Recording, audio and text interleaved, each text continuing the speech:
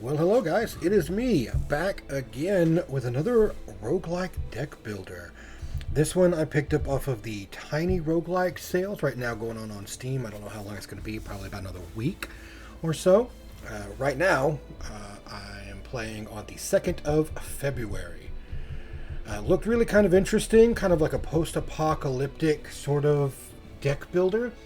The version I got had all these like different DLCs that are, I guess, included with it, which was very nice and seemed really interesting. So let's go ahead and start up a new game. We have Traveler, Explorer, Reality, and Desperate Reality, which we don't have any of those yet because we have to unlock it using these. Difficulty level for explorers who are familiar with card games that require more strategic choices. Let's go ahead and go with Explorer. I may not be the best, but we will find out what's going on. Health increases max HP and max defense. Each health point increases HP by 5. Max defense is half of max health. Strength, agility, and intelligence enhance the effects of cards that match their icons. Each point increases card effects by 10%. Action points are the resources required to use cards during your turn in battle. Additional draw increases the number of cards you receive at the start of your turn. Interesting. So we have different explorers here that all have different things. We got quite a few here that have different abilities as well. Hoon Ai Yanwu, Descendant of the Flowing Fist. Martial Arts Scroll grants rewind equal to remaining AP when turn ends. Sophia has a base AP of 4. This guy looks like these two are just like regular people, it looks like. And then these ones, I guess, came with the DLC that are automatically on it for some reason. Base AP is 4, which is pretty cool. But can use exclusive Armored Cavalry deck. Right. Can use exclusive Electrical Engineer deck. Master of Darkness deck. Randomly receive 0 to 3 boost points when you level up. The Boxer Story appears. Can use exclusive The Fighter deck. Boxing tape now. I probably should steer clear of the DLC stuff until I go through the real game, because that would probably be more helpful. Draw 1 card. Mark of the Berserker. Can't gain defense. Base AP. We got Power Suit. AP is not totally restored when turn begins. The Altruist Story appears. Can use Altruist deck. I don't know. I think I'm going to start off with regular Hoon, because I got all those DLCs, which I probably didn't need to really use, but this looks good. Yeah. Just so we can kind of learn the game. Choose a deck to begin your adventure. Swipe left or right to use the slider to change decks. I don't have any other decks yet, because I have to specifically in the achievement shop, it looks like. There are quite a few decks. 20 decks. All right. So we're going to start with the exploration deck. We can look at it. When you select a card, the box on the right displays the information about it. So we have our regular jab, hook. These are your basic roguelike deck builder cards. Deals damage equal to current defense to an enemy, 50% chance of losing all defense. Ooh. Scrap shield, first aid, resupply, draw 2 cards, emergency ration, overload. What is overload? These cards cost 1 more for 1 turn after use. Okay. Exchange armor. If you have defense, swap the enemy's defense with your own. That's kind of cool. 2 light armor. Grants 4 defense each turn. Yeah, this is a basic. Very, very basic deck. Nothing wrong with that. Ignore defense, deals 4 damage to enemies. Deals 5 damage to enemies. Okay. Alright, well let's go. Our first run through Shambles. Completing your first expedition will unlock the achievement shop. In the achievement shop, you can purchase points to enhance your explorer through the tree. For now, press the next button to complete a explorer creation. Right, I don't have anything here, because I have nothing. No skill, no equipment, got a nothing. Exploration deck. Start adventure. Story time. Well, that wasn't much of a story. Okay, here it goes.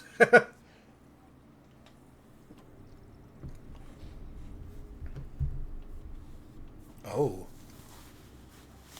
So I guess the bombs dropped. We were behind like a fallout type shelter. So now we are coming out. Hoon, wake up! You got ready and now you're sleeping tight. Now you're sleeping, right? You reflexively heave yourself out of bed at the familiar voice calling to you. Standing next to your bed are your fellow Exploration Team 3 leaders, 3 members, Kyron and Marcus. Hoon, if you're awake, let's head out. We've got training again today. Let's follow them out. You pack up your gear and leave the room half awake. You follow Marcus and Kyron, who are walking a few steps ahead of you. Training on a holiday, this is torture, I tell you. Did one of us get on the wrong side of the ducks? Marcus, if it's anyone, it must be you. The order must have been given for a reason. As you listen to the two bickering away, you all of a sudden realize you've arrived at the training grounds. All right, let's go in. The door to the training grounds open, and you and your companions enter.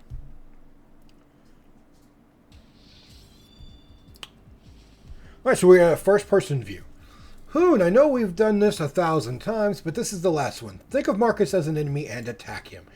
Hey, Hoon, you better give it your all to beat me. The cards in front of you are the actions you can take this turn. Select a card to see its effects. Drag a card to the center of the screen to use it. Cards that need a target must be dragged on top of one. Well, I mean, we've got 3 energy here, so yeah, we can definitely use that. And we can use that. Well, wait, it's my turn, Hoon. You can't cheat even if you are desperate. You need action points to use a card. Your AP are restored every time your turn ends. End your turn and wait for your next one. Once your HP reaches 0, you lose a battle. Be careful because even one defeat is certain death. Of course, this is just training, so no one will get hurt. Go ahead and reduce Marcus's HP to 0. Huff. Hoon, wait. I call timeout. Hoon, try using your skills. Oh, skills can be used every certain number of turns and do not need AP.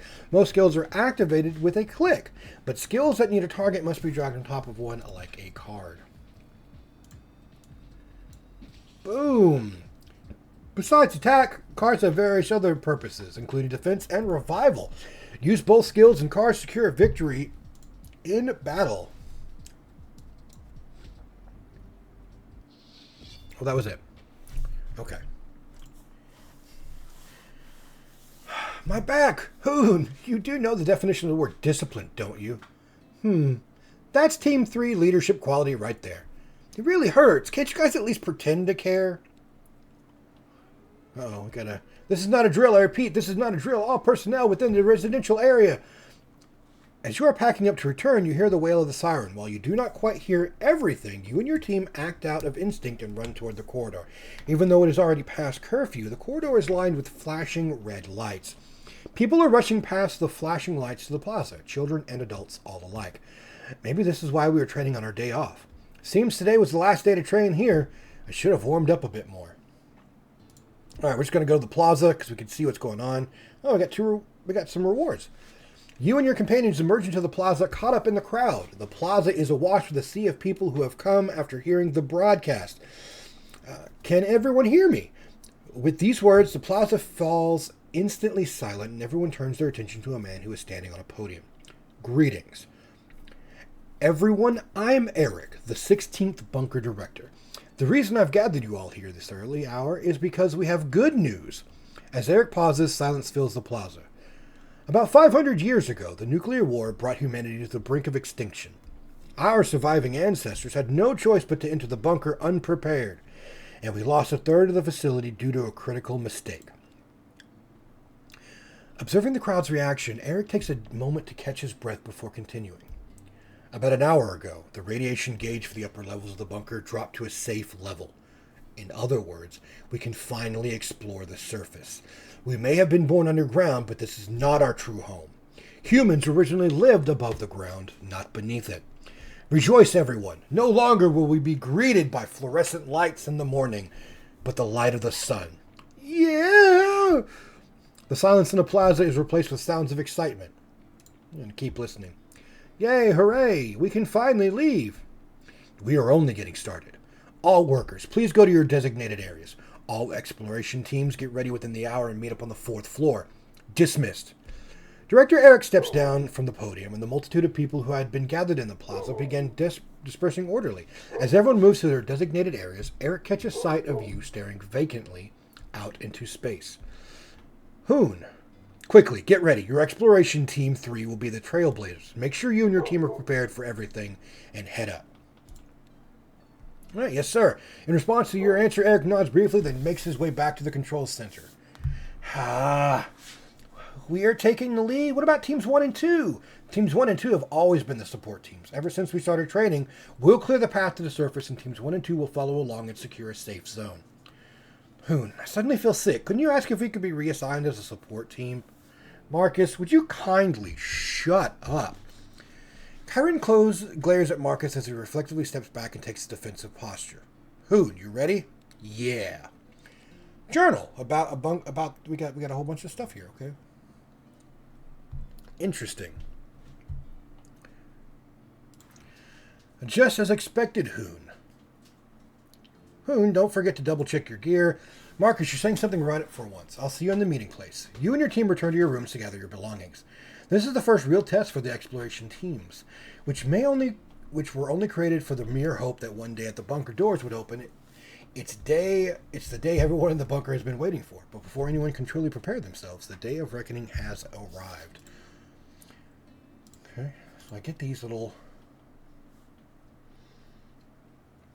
things.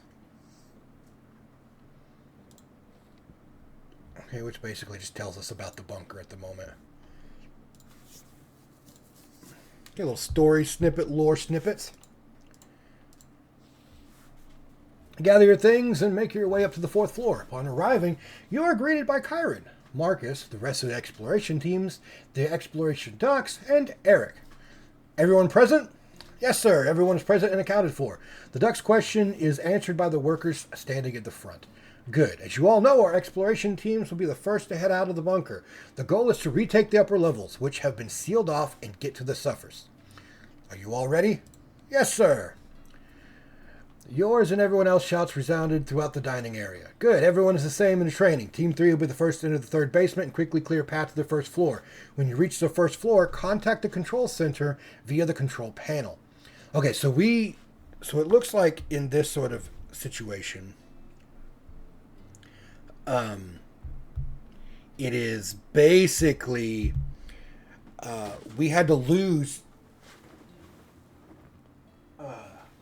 floors in this bunker just to come in, which is kind of like, I mean, yeah, because he did say there was an issue getting everybody in. They were unprepared.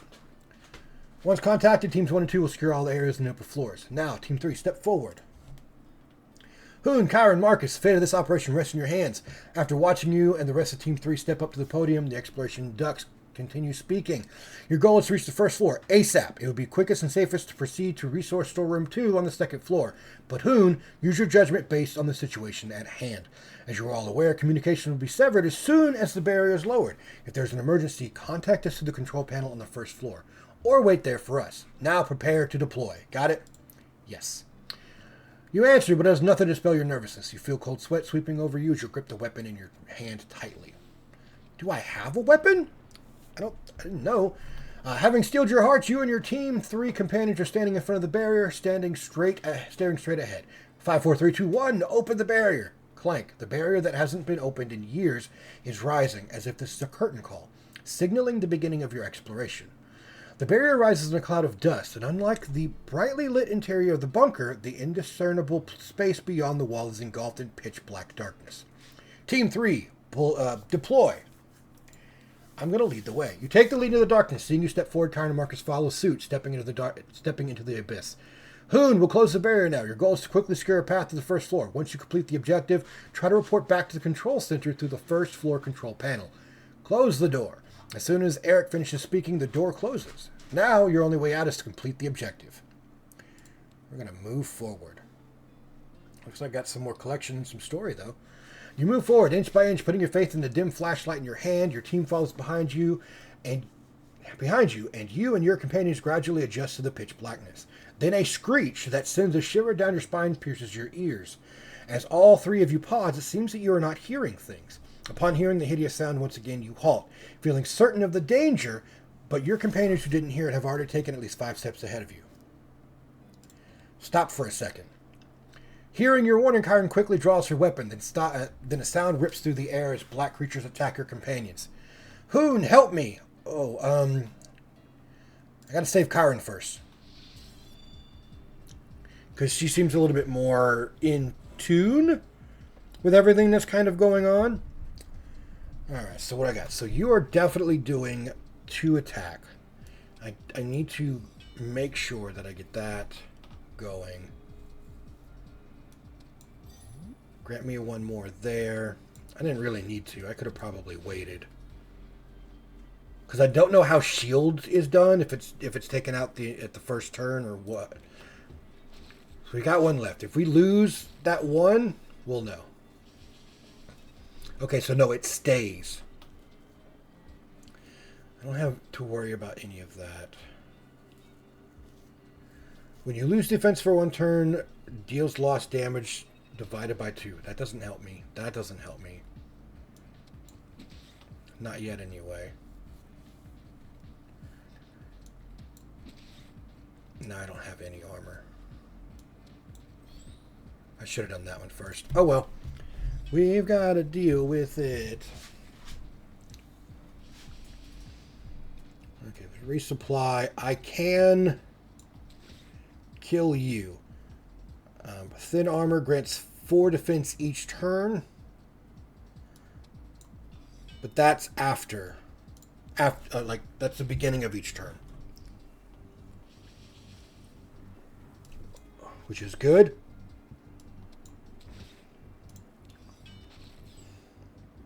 Oh, but I only get for 1 turn. That kind of sucks. Let's see.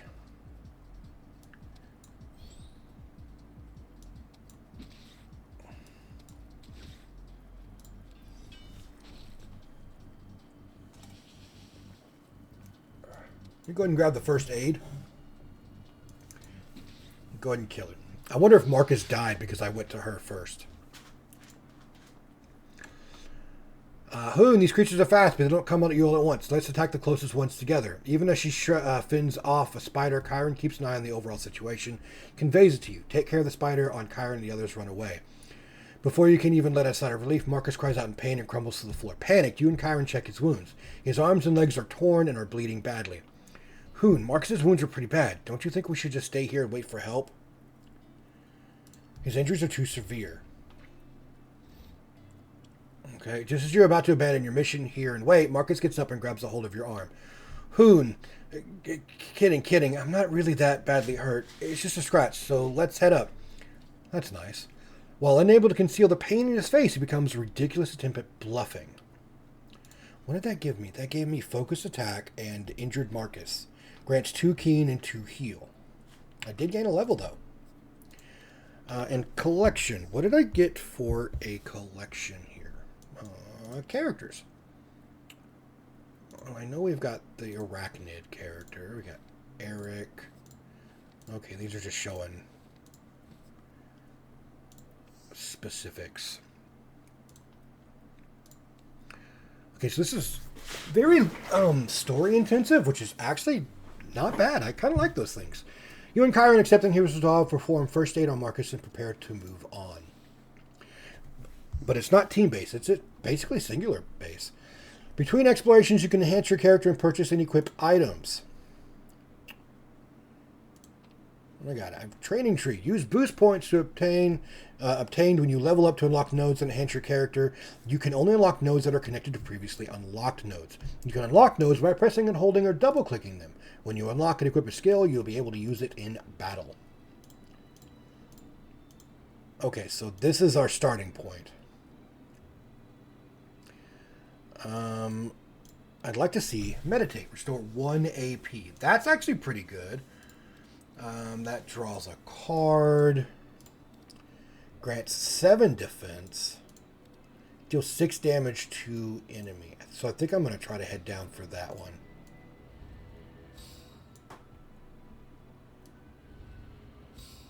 Okay, there's that. I do not have Oh, I can purchase here. You can purchase and equip items. You can only purchase items related to ones you previously purchased. So I have... that's a mechanic, so I can't even use that yet. I can grab a bandana. And I can equip it. We only got 60 gold left, but we're going to try to...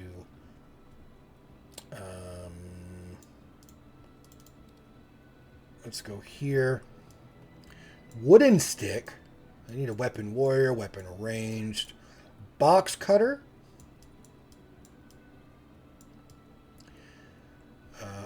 Unlock a knife. Lightning rod, sacred wand, claymore, Damascus sword, security baton. Weapon of choice of bunker. It's large and elegant. Well, I really can't do anything there. And I guess I can't really do anything here because I need the knife from the achievement slot. Whenever you kill an enemy. That's actually not bad. Sorcerer staff. Increases shock inflicted by lightning bolt cards. I don't have any shock stuff. Appears like an ordinary stick, but I'm going to go for intellect, I think. So we're going to go ahead and take that one. Yeah. I have 20. Yep. I don't think I have enough. I don't have enough gold for any of that. We've got deck. You can select to drag cards to add or remove from your deck. The minimum number of cards in deck is 15. Which, again, that's not bad. It's an ephemeral card. It can only be used once per battle. It heals and gives me keen. Focus attack is 0. Deals 4 damage to enemy, grants 1 pierce.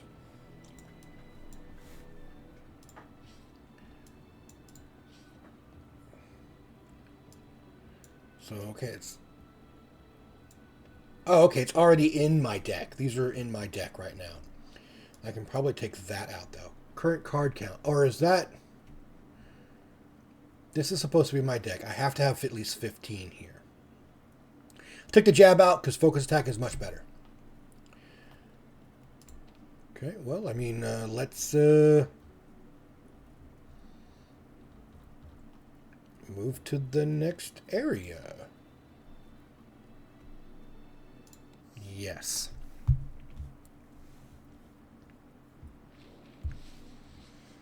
Let's check it out.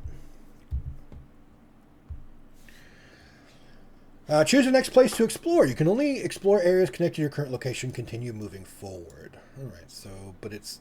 I really wish it would, like, highlight instead of me clicking. So there's maintenance 2. Seed cache, resource cache, purification, ventilation system. We're going to go resource cache.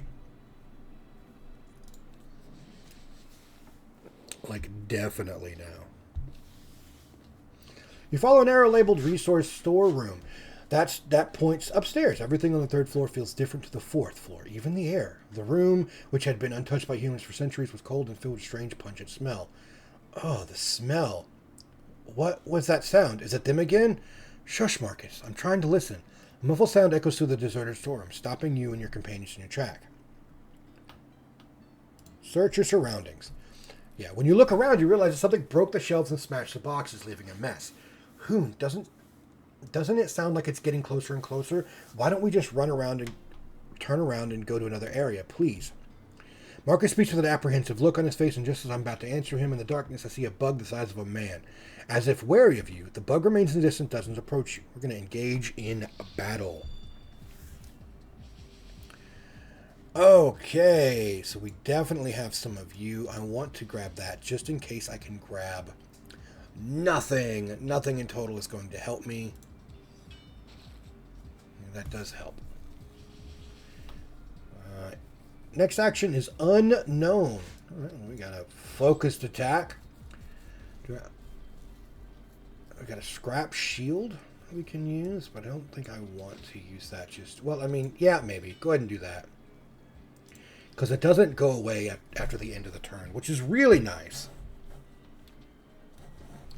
Allows me to stack more defense. Like this. Like I can't do anything, but I can, you know.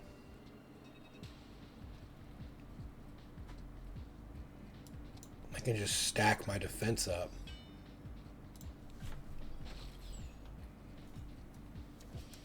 Poison.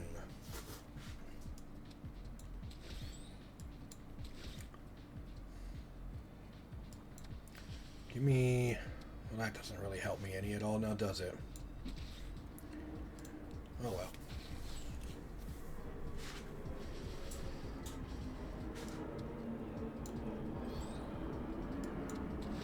Okay, well that heals at the end, it looks like.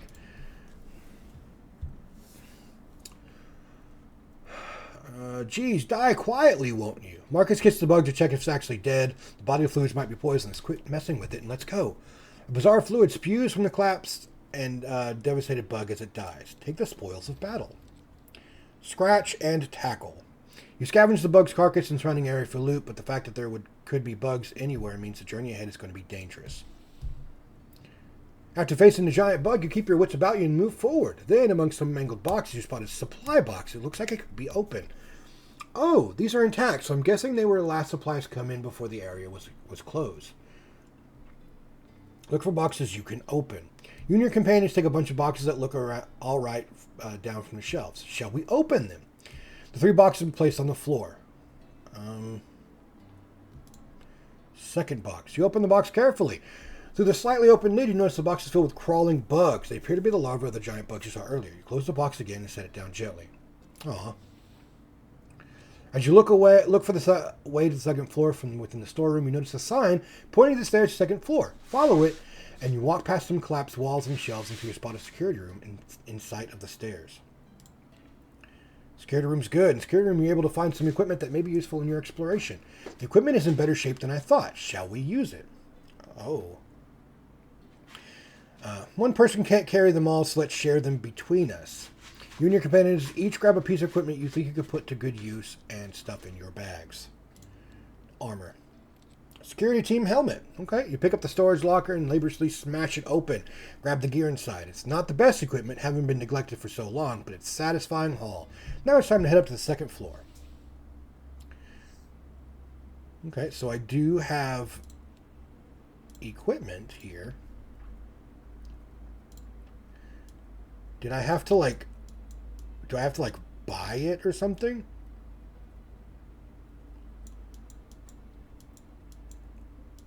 Okay, so here it is. That's 3 life. Is the bandana better? This gives me intellect. I don't really have any cards that give me intellect just yet, so I can go ahead and equip that one. Training tree. I do have 1 skill point. There we go. What is this? Awaken. Restore 2 AP.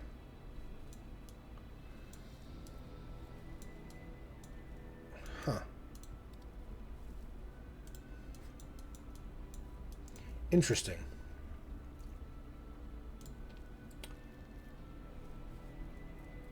Okay, so this is tackle and scratch. I don't really need any of these. Tackle is... Well, I mean, tackle is... Lose 2 HP, deal 10 damage. Scratches, deals 2 damage to the enemy, inflicts 2 bleed. No, not just yet. Let's move on to the next area.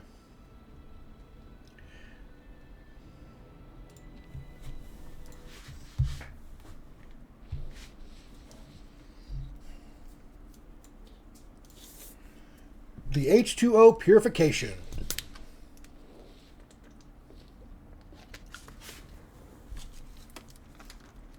Wow, there's nothing here. This really is the water purification center, right? Since we followed the map, yeah, it should be here. We might fall into the water tank, so let's be careful as we move ahead. You've reached the second floor, but the lights are all out in this area. You can't make out your surroundings with your flashlight. You begin moving forward slowly by running your fingertips along the wall, but an unpleasant familiar odor stops you in your tracks. We can't see anything. This feels ominous. Let's find another way, Hoon. Another path would just be just as bad, Marcus. We shouldn't waste time going back the way we came. What if we run into another strange creature? I might not be able to save you this time. I'm at my limit. Weren't you running around like a headless chicken the whole time we were fighting? I'm going to listen to Marcus this time, because he's kind of right. Marcus is right. We can't afford to face another monster. Let's try to make our way. Fine, I guess he's right from time to time. Kyron seems to ponder intently for a moment and decides to follow your decision. You have to find a way around. Let's go up the ladder. An unpleasant metallic screeching sound echoes each time you place a foot on a ladder. After about 10 such screeches, a section supporting the ladder gives way, causing the ladder to shake violently. Keep going up. Oh, I lost 10 life. While following the rest of your team to the ladder, it breaks with a loud crack. You're left with a gash on your leg. That sucks. But, right?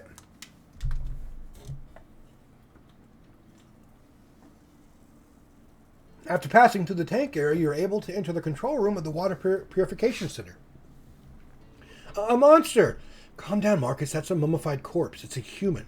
You find multiple mummified corpses inside the control room. Your eyes are drawn to a corpse sitting in the director's seat. We're going to investigate the director. You are about to reach over to examine the mummy of the director. Plop. The neck droops and the body crumbles. The long-serving mummy steps aside, leaving only a patch of clothing in its place. In a pocket of the clothing, you find an old diary carefully wrapped in plastic, as if it had been waiting for someone to find it. So I take the diary. Diary journal. Taking the diary, move on. So that gives us another lore bit, right? Water purification, which basically tells us what happened. A few days ago, ventilation error caused emergency barriers to come down, separating everyone working on the third floor and above from those below. All survivors moved to Operations Center 2 to wait for rescue. People were initially optimistic they would be saved soon and waited patiently. However, all attempts to communicate with the lower floors have failed for the past 3 days. People are at the end of their wits, and those tortured by thirst ran to the water purification center outside and started drinking from it. While their thirsts were quenched, they knew that something was not right. I intuitively knew the water was contaminated and tried to discourage people from drinking it, but I was too late. The water was already irradiated, and people who drank it shortly died of acute radiation poisoning.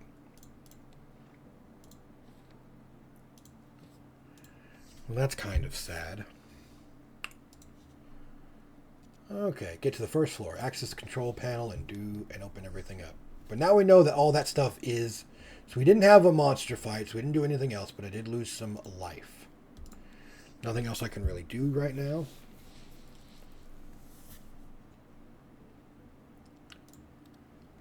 Basement, 1 floor, entrance control. Entrance control is only entrance and exit the bunker to the surface. When you reach the first floor, you agreed with... Okay, so these were actual floors then. Not just areas in each floor. So we are actually leaving the bunker, though.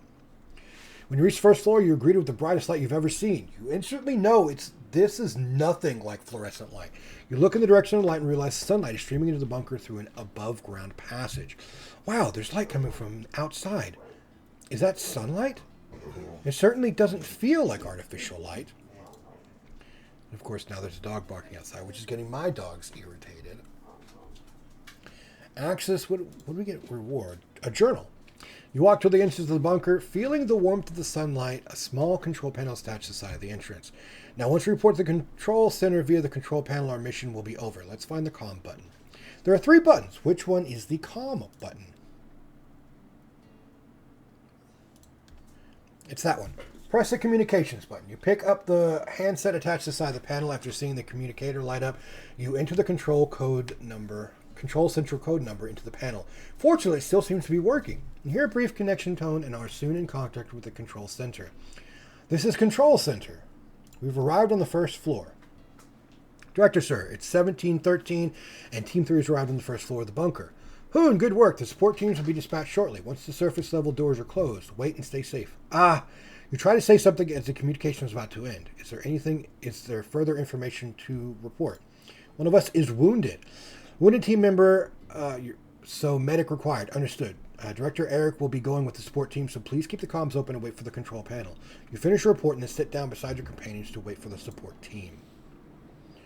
3 weeks later, The bunker has been secured all the way up to the first floor. Some people from the other teams were wounded, but thankfully there were no fatalities. Kyron, Marcus, and all the others who sustained injuries during the mission have now recovered, and the day of leaving the bunker has finally come. In the access control room on the first floor, all members of the exploration have gathered except for teams 1 and 2, who have set off, serving as the advance parties. Eric calls you and your Team 3 companions to come over. I have something to share with you three. Teams 1 and 2 have been MIA for the past few days. What? That's a really big... Kyron clamps a hand over Marcus's mouth as he grasps loudly. Why are you telling us this, sir? We can't afford to cause anxiety and confusion among members of the exploration team, just as we're about to step into uncharted territory. We're also part of the exploration, so we also get scared and worried? Marcus tears away Kyron's hand, covering his mouth, and interrupts Eric. Well, it means I'm putting all my trust in you three. I wish you all luck. Eric gives an uneasy smile and moves to the front of the group. Then he begins his final address before departure. Is everyone ready to set foot on the surface? Yeah! Cries of the exploration team members echo throughout the room. Many members seem tense, but they are also smiling with eager anticipation. Until just a few years ago, the idea of us going outside was ridiculous, but after 500 years of waiting, we've made the unthinkable reality. You've embraced by the light of the sun, not artificial light, and clean air will be all around you, so there will be no need for purifiers. Today is the day we begin anew. All teams deploy! Now we're going to the surface. When the exploration ducts instructs you to open door 1, you press the button to open the surface level doors on the first floor with all your might. There's a roar. Door 1 to the surface slowly opens, kicking up dust. Warm sunlight streams in through the widening gap, and everyone stares out, mesmerized by the outside world unfolding before their eyes for the first time. You take the lead and walk into the bunker. The sunlight envelops you in a warmth, along with the surrounding foliage. Seeing you lead the way, the others follow, stepping out into the surface world. The exploration duct follows you out and stands before the exploration team members. We will patrol around the bunker and expand our territory slowly. You will return to the bunker when you finish your exploration and tell us all you have seen and heard. Hoon, Team 3 may start in the forest in front of the bunker. I wish everyone the best of luck. So here we go. You have completed the tutorial. Okay. All the skills, equipment, and development points acquired in the tutorial will be reset. Oh, okay. The encyclopedia data obtained from the tutorial will be retained. Oh, okay. So this is now the official start of the game. That was just the tutorial. So I keep the collection stuff from the tutorial, just none of anything else. Right. These are all secret. It says I've got one. Why does it put the one that I've got?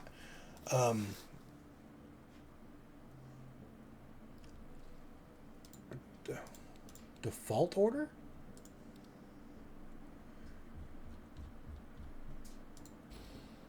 Yeah, because I needed this.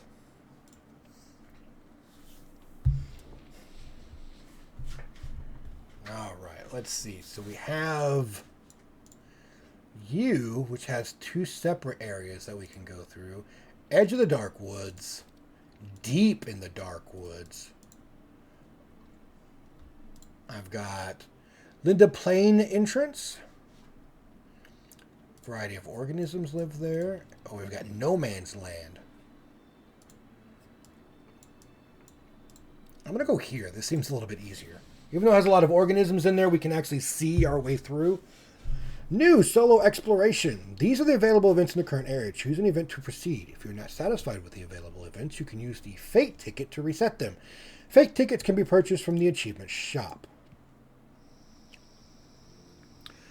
Okay. You take out a crumpled map from your pocket. The map drawn from the bunker was built when the bunker was built. It is now merely a blurry representation of the area around the bunker 500 years ago. The actual landscape is far different from the map, but nevertheless, you follow what looks like a path. Marcus lets out a series of exclamations, spellbound by the natural scenery he is seeing for the first time. While Kyron looks around cautiously, Marcus speaks up, wondering how far you have all walked. Hoon, you seem to be heading away, since this doesn't seem like the forest near the bunker. Maybe we've gone too far? I suppose we should explore this area anyway, but what do you think we should do? Let's scatter. So you're saying we'll split up to do the mission?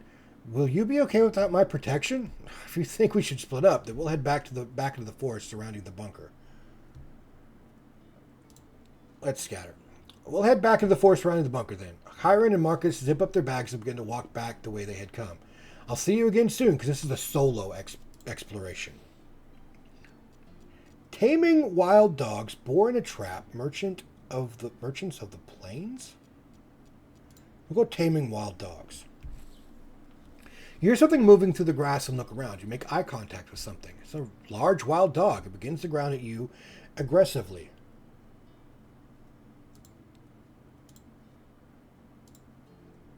You take something to eat out of your bag and hand it to the dog. The dog is wary of you, but slowly eats the food you give it. As you attempt to pet the wild dog while it's eating, it's initially cautious, but before long it gently presents its head to you. When it has finished eating, it looks up at you, wagging its tail. I'm going to pet it. I gained some experience. I got fetch. And go get him. Let's add some dog cards. Discard 2 cards from your hand, draw 2 cards. Deals 2 damage to an enemy. This fits my chance for this card to return to your hand. That's actually really good. You pet the dog, and then when you get up to go, it starts to follow you. You see there's no choice but to continue your experience with dog tagging along. Hunter's Guild. Pack of wild dogs. Let's go to boar in a trap. Maybe we can grab some food. You hear the sound of some sort of animal in the distance. Sound fades if the animal is in distress. Go towards the source of sound and find a boar the size of a person writhing in the trap. It squeals in alarm as you approach, but it's too exhausted to pose much of a threat.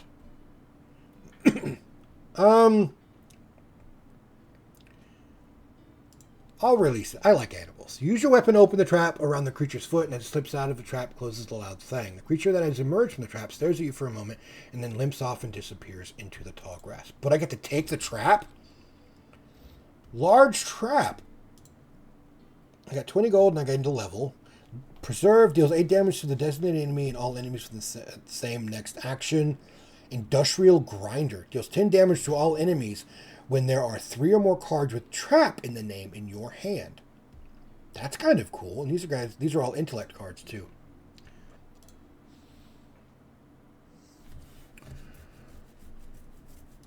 I did gain a level. Boom. I only have 20, so I can't really do anything. I'm going to get rid of... Why is it not? Oh, because I have to have 15, at least 15. Definitely. Like, jab's not bad, but it's only like 3 damage, so it doesn't really do as much as I really kind of want it to do. I'm going to take trap. I don't need industrial grinder just yet, because I need 3 or more cards with trap in the name in your hand. Yeah.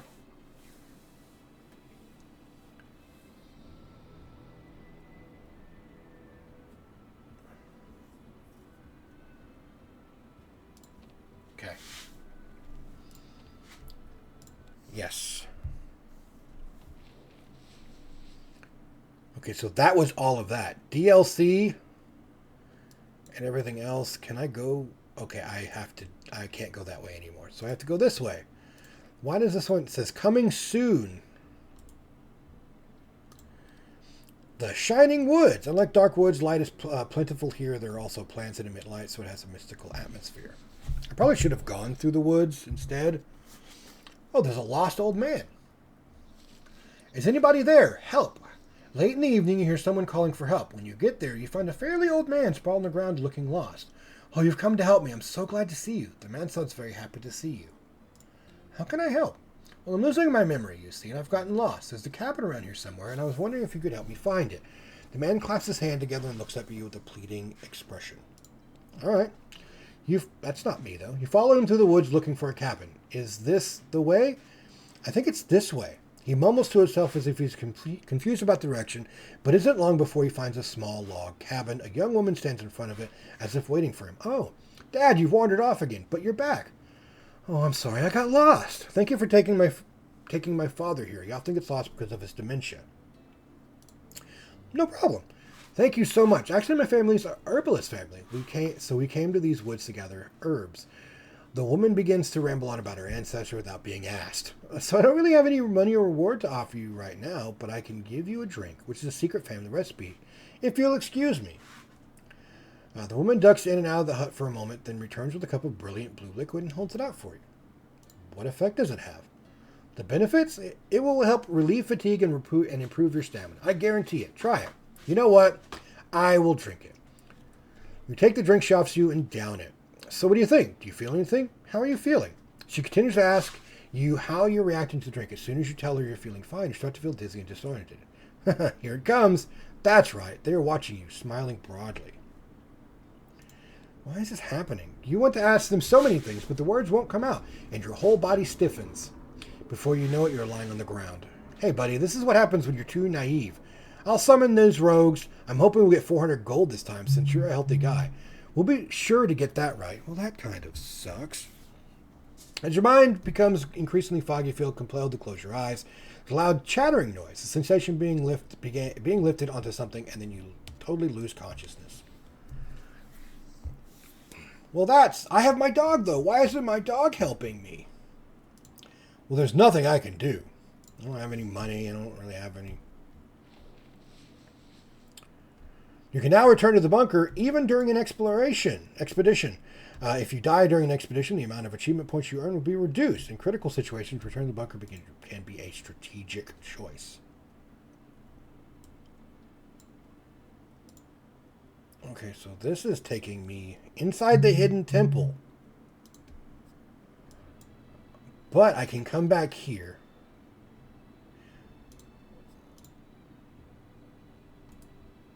This says that you restart from the tutorial. I don't know. Let's just go here. Whatever.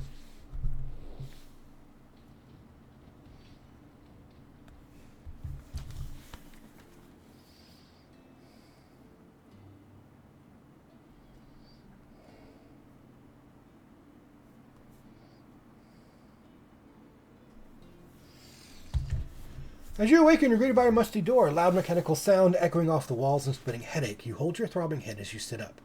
Are you awake? Have you come to your senses a little? In the dim light of the room, you find a wizened old man sitting beside you, looking at you with concern. Drink this. He offers you water in a rusty cup. The water is lukewarm with a musty metallic odor, but it is sufficient to soothe your parched throat. You must have many questions. I pray you won't get overexcited while listening to my story.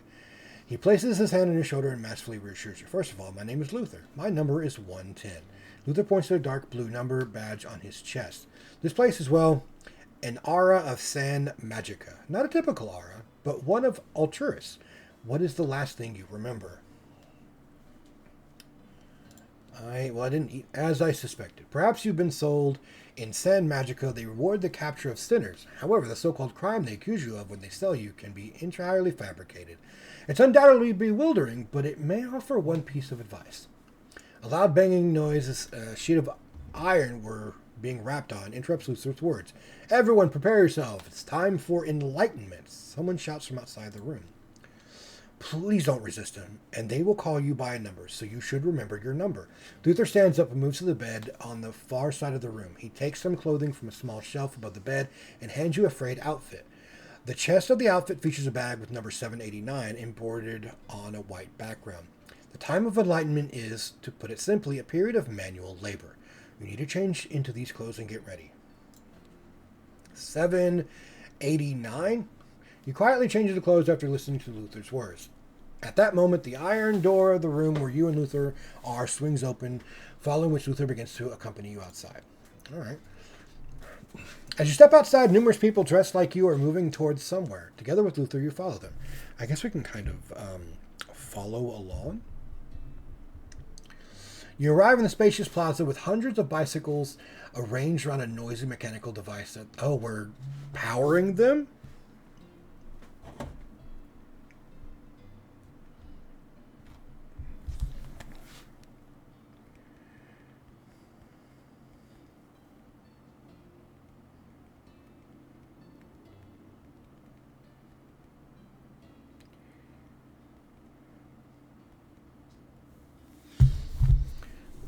Each bicycle has a worn-out saddle and number badge, and beneath those are small pedals. Luther grabs your arm and guides you toward a bicycle with the number 789 written on it.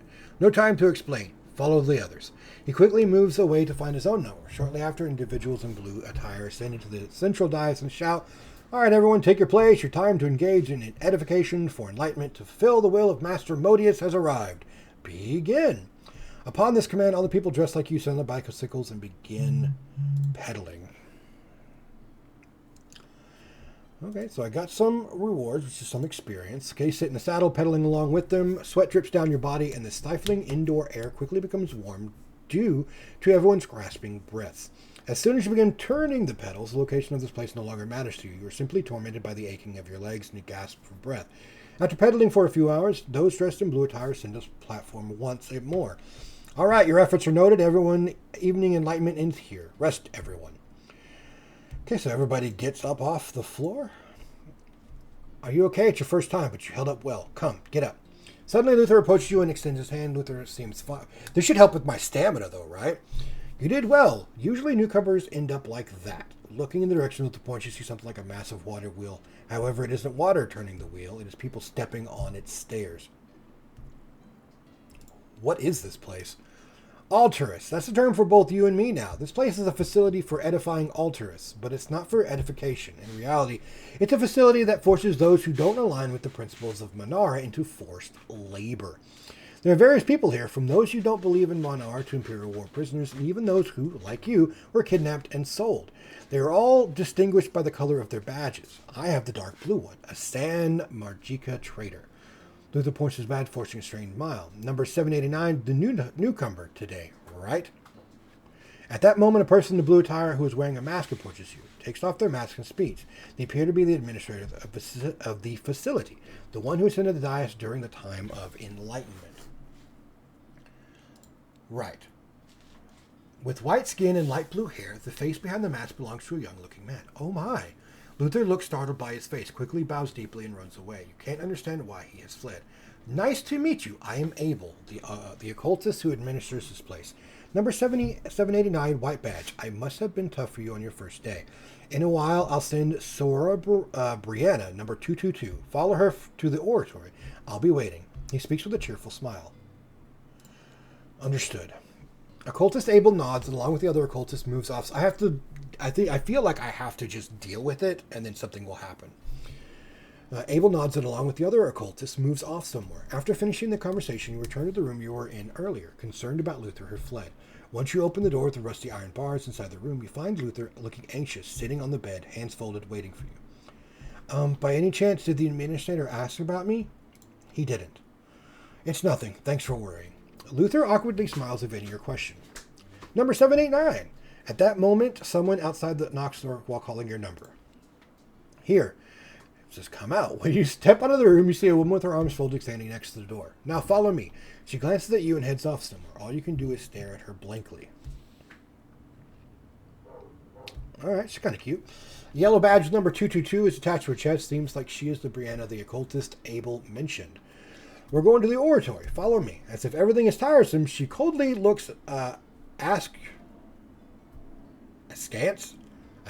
at you and then turns around to walk away. You follow her through a narrow corridor. This is a lot of reading. You follow her through a narrow corridor illuminated by a faint blue light. At the far end of this dim corridor, you can see a door with which bright light emanates. Go in. She stands at the door, leaning against the wall with her arms crossed, just as she did when she was waiting for you earlier. Unlike the door, the one on this room opens smoothly, despite being heavy and made of iron. Welcome. As you enter the room, Abel, seated at a desk, greets you with a bright smile. The room is illuminated with warm yellow light, unlike the corridor, and delightful fragrance, whose origin you can't discern, fills the room. Once Abel speaks to Brianna, standing next to the door, she quietly closes it and disappears. She may not speak, but she is a faithful soarer. Abel's source of happiness seems never-ending, as his smile never leaves his face. Oh, that's terrible. Despite the undoubtedly difficult situation, looking at his smile brings you a sense of reassurance so significant, any unease soon dissipates. Why did you call me? Well, I think you must have many questions. Since we have plenty of time, I'll answer them slowly. First, let's begin with the meal. He stands up from his seat, goes to a small table next to his desk, and fetches a small pot and plate. Opening the pot, he pours the orange soup that's inside onto the plate. It's a simple carrot soup. Please enjoy. With earnest, he sets utensils and soup. So I'm going to eat the soup. You take a sip of the soup, perhaps because you're eating it immediately after stirring your flavor. The soup seems to have profound and delicate flavor. I made this myself. It's embarrassing, but it's my first time trying to serve someone like this. Despite being quite apprehensive, once you slowly begin eating the warm soup, the tension in your body eases, and before you know it, the spoon is flying back and forth between the bowl and your mouth. When I was young, my father didn't really like it when I cooked. He used to say that if I had time for such things, then I should spend it on studying my faith and such. I respected my father, but it always seemed like he was displeased with me. While you are eating the soup, Abel begins to share his story. He is smiling, but there is a hint of bitterness. I've said too much. How is it? Is the food to your liking? I'm going to give my opinion on the soup. You tell him your honest thoughts about the soup. I'm glad you liked it. It would be wonderful if one day we could all have soup together with my father. All right, we're going to ask about his father then. My father. I heard that because of my mistake, he is now working for the council in Lux. If I work hard and make it to Lux someday, I might be able to see my father again. Abel places both of his hands on the table and looks at you while you're eating your soup. My father used to administer this aura before I was assigned here. I may still fall short in various ways, but my father was always the kind of person who exerted himself for the altruists here. I want to become someone like him, so I wish that you might help me guide you, Sodalus, down the right path. He places his hand over yours. Although his hands are seemingly smooth, you feel the roughness of calluses. A moment of silence passes, after which it seems like it is your turn to speak. Why am I here? When you ask the question, he releases your hand and begins examining a small bundle of documents beside the desk. Sodalus, you are here because you have committed a sin. Actions deviating from Master Modus's doctrine. Perhaps you, with unremitted times of enlightenment, Sodalus, you might come to feel it too. Whatever may have gone awry in your life. I understand. It's wonderful if you understand. What matters is that now, for number 789, Sodalus Hoon, a flower of hope has blossomed. You have a chance to attain enlightenment. If Sodalus Hoon shows faith like Sora Brianna, perhaps you can leave soon. Solidus, you have a white badge after all. Abel, with a warm smile, once again firmly holds your hand. Though his words are incomprehensible, warmth emanates from his hand, and in a moment he genuinely seems to wish you well. The soup. You finished it all. I'm so pleased. Abel begins clearing the soup bowl and utensils from in front of you. Next time I must try to treat the other Solidus to soup as well. I ought to prepare a meal for the facility next week. Oh, I've been talking too much, haven't I? It always seems that I end up being the one who talks the most when I meet with Solidus. Do you have any more questions? Enlightenment. Enlightenment isn't difficult. Studying Minara and understanding and practicing the will of the Master Modius is considered enlightenment. For Sodals who come from outside, it means studying the esoteric truths of Minara. If you were to summarize Abel's words, it would be as follows. For some reason, you have entered the aura, burdened with sin. You must continue this way of life for at least half a year. Various thoughts cross your mind, but an immediate solution does not present itself. Well, that kind of sucks. Game over. Solidus, you need to rest as well, and I wonder if I've taken too much of your time. I'll stop here today. If you ever have any difficulties, feel free to come by. I'll be waiting. Until the last, with warm words, Abel bids you farewell. So I gained some Alturas guides. You leave the room slowly, your footsteps deliberate and heavy. When you reach the vicinity of your room, you hear a loud noise emanating from the inside. Through the slightly ajar door, you hear the sound of a shelf falling and Luther's groans. You muck-ridden sand, McGeeson miscreant. You hasten to open the door, and inside, several men have surrounded Luther and are assaulting him without opposition. Their attention shifts to you as you enter. What do you do? What do you want? Who are you people? They seem perplexed by your response. Well, who's this? Number 789 with a white badge. Luther's bedfellow, right? Among the men, a figure with unusually large build and red hair speaks up, sitting on your bed. He raises one corner of his mouth, giving a queer sort of smile. On his red badge, the number 13 is written. All right, I'll introduce myself first. I'm Malice, an Imperial Knight Banneret. And who are you? Even though he is currently an Alturist, he introduced himself as Malice, a former Imperial Knight. Luther's friend. Hearing your words, Malice frowns intensely, appearing greatly displeased. Well, is that so? Do you have any idea what this varlet is up to? Yes, you're the one who just arrived today, right? Then you must not know anything. In response to Malice's words, Luther, as if having committed a sin, remains on the floor, merely looking up at him, offering no response. Before you say anything, let me tell you one thing. Getting close to this miscreant, Luther, won't do any good. So most wretches try to avoid becoming bedfellows with him. I guess you'll regret it once you get to know him. Once more, Malice raised the corners of his mouth and emits a mean-spirited laugh. Malice slowly approaches Luther, grabs him by the collar, and lifts him up. This cad, I don't know what wrong he did to end up like this, but he's the former administrator of this aura. Do you understand what I'm saying? Oh. He forcefully punches Luther in the stomach. Now, if you understand, quietly step back. I'm going to help him, of course.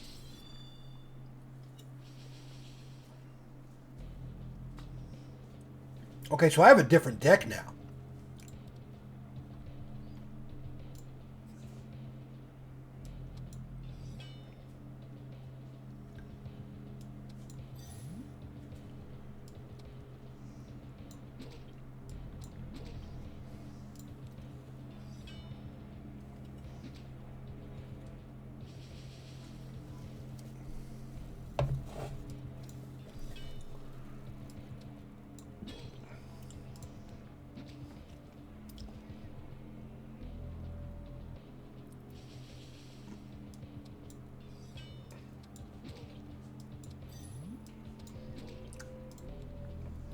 Very basic. This is a lot of talking, so my throat is already kind of sore.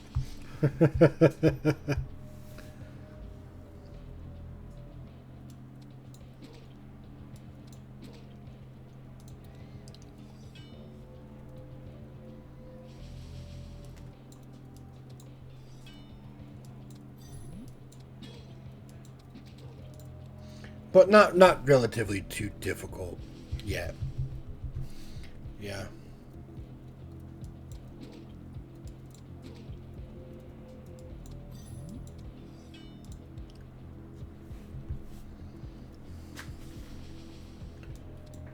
There we go.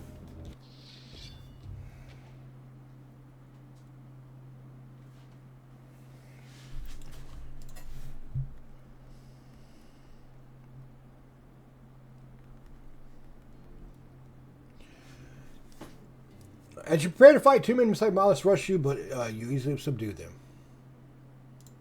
Next. Hey, I gained a level. As you deal with Malice's henchman, Malice, who had been sitting on the bed, stands up and passing by you, whispers quietly, "We'll end it here today. You'll regret this." As Malice opens the door to leave, the two men who had been knocked down stumble after him. "Hoon, thank you, but this puts you in danger too. Why did you do that? Those guys would have got tired before long and left soon anyway." "Thank you." Luther, with reddened eyes, sits on the bed with his head bowed deeply. Overwhelmed with gratitude for the first ever kindness he has experienced in the aura, he cannot lift his head for a long while. Luther, the former administrator of the aura, there are many things you want to ask him, but for now you decide to not say anything. This is a lot.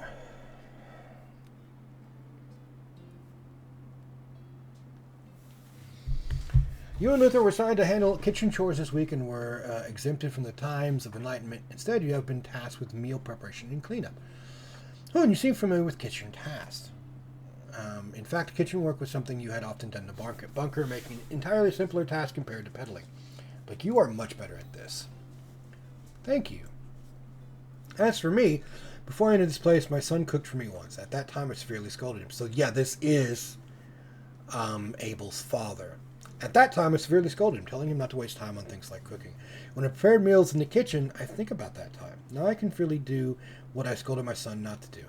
I feel sorry for him. Abel? Knowing that Luther is former administrator of the R, and Abel having mentioned that his father was the former administrator, allows you to easily deduce that Abel is Luther's son. You knew. Luther can't say another word. Like, why are you? Yeah, literally. You may know, but I was the administrator of this R in the past. Abel was 13 at the time. He was a child who greatly admired me. However, I was a strict father and never treated my son warmly for even a moment. Abel wanted recognition from me. He always worked hard, and that day was no exception. The day he came to this aura to help me. Luther, who had been sorting ingredients, while speaking, stops moving his hands with a sad expression, continues speaking. But on that day, there were absconders in the aura, and Abel, who was heading to my room to assist me, was taken hostage by them. I had no other choice. I had to save my son. I had no option but to help secure their escape. Oh.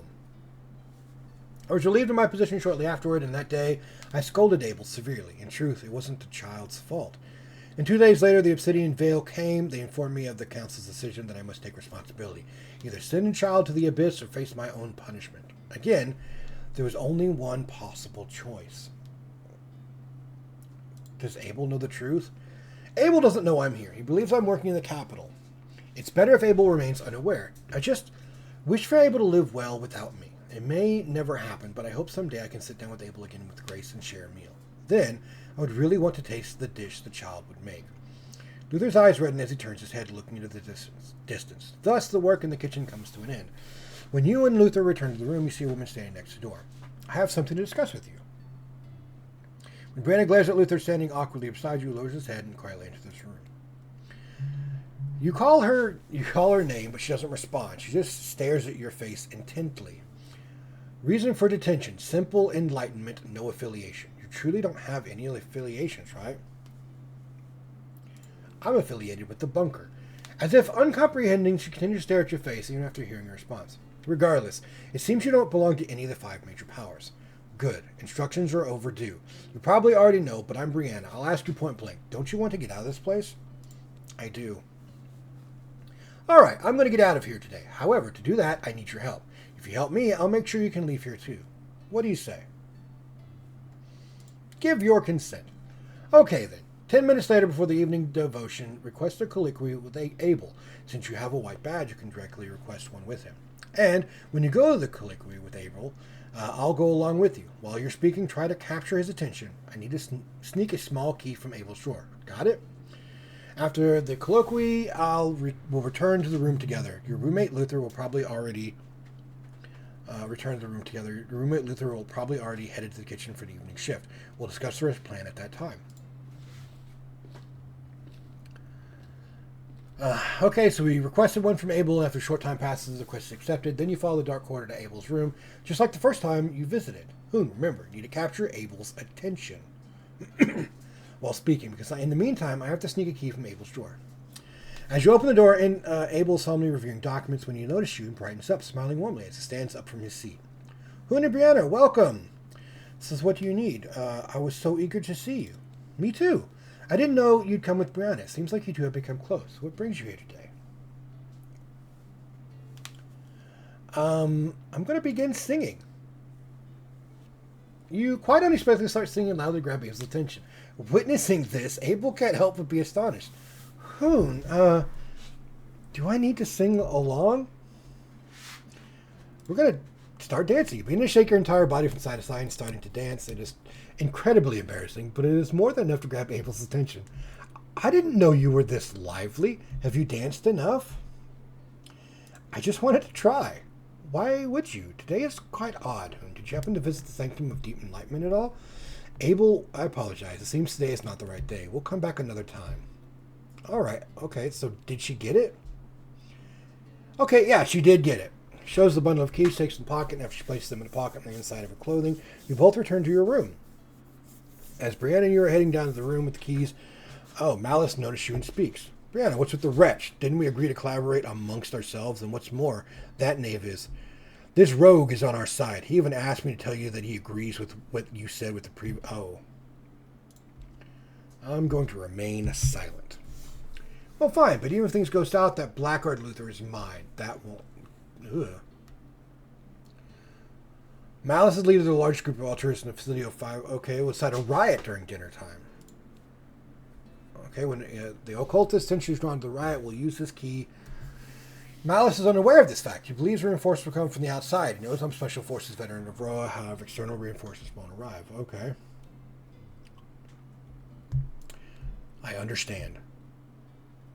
You're lucky. No, maybe it's me who's the lucky one here for meeting you.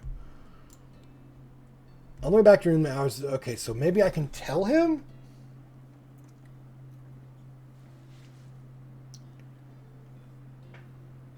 Number 110, why are you here? Dinner preparations have been canceled. They said we just need to clean up today. Today, Abel, the administrator, said he's personally preparing the meal in the kitchen. I heard that we just need to do cleanup. Okay. We must escape with him. Okay, I get it. But I'll hand in the explanation, so don't say a word. Number 110. We were well aware that it used to be the minister's place, but we're going to get out of here. Soon you have the facility key. If you want to live, just quietly follow us. That's it. Actually. Oh, the riot is starting. Come on, let's go. Wait a moment. Riot? What in the world? Open strongbox. 789. Wow, I got a whole bunch of different stuff there, huh? Now let's move. Oh, he takes the key. I can't leave Abel here. I'm sorry. Abel must come with us. Okay, so here I am.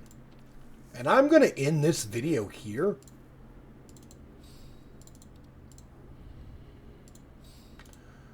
Because I'm at a loss. Like, this is a lot. Right? I've got enough that I can probably buy some equipment now. But yeah, I'm going to end this video here. This has been interesting. I don't think this is a game that I can play on stream. This is a lot of talking.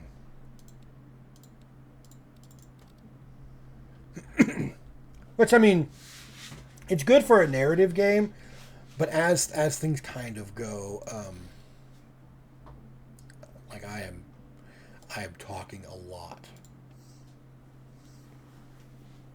So if you kind of like this and you'd like to see more, that's fine. I can showcase some more. Otherwise, I will probably play more of this on my own. But I have some other things that I'd like to try to get done before the day ends. But until then, guys, be kind to each other, and I will see you in the next one.